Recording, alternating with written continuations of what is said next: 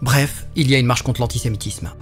Face à l'augmentation des actes antisémites en France, Gérard Larcher, président du Sénat, et Yael Braun-Pivet, présidente de la Knesset, de l'Assemblée nationale, ont lancé un appel intitulé « Pour la République et contre l'antisémitisme, marchons ». Quelles sont donc les modalités pour participer à cette opération de communication? Il y a un grand principe, si tu ne viens pas à la manif contre l'antisémitisme, tu es forcément antisémite et pro-Hamas.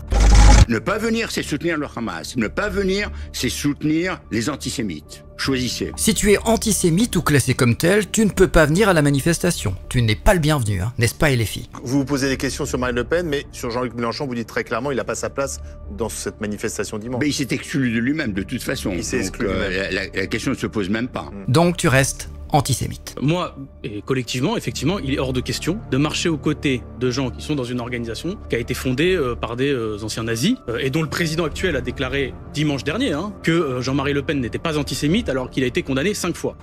En revanche, si tu es antisémite mais que tu as réussi à devenir pote avec tes ennemis en rendant ton discours plus joli, tu es le bienvenu, surtout si tu soutiens Israël. Jean-Marie Le Pen s'est évidemment enfermé dans un antisémitisme qui a amené en 2015 à une rupture politique. La racine réelle de cet antisémitisme décomplexé qui s'est abattu sur le pays depuis le 7 octobre et qui tire ses racines de l'islam radical et d'une extrême gauche qui légitime cet antisémitisme. Sauf pour Yael Braun-Pivet et Gérard Larcher qui, pour t'éviter, iront à l'avant du cortège. Il n'est pas question de savoir s'ils doivent être les bienvenus. En tout cas, ce qui est certain, c'est que le président du Sénat et moi-même, nous défilerons en tête de ce cortège et nous ne défilerons pas à côté du Rassemblement national. Ne soyez pas mauvaise langue, ce n'est pas du tout pour être sous le feu des projecteurs et bénéficier d'une belle image.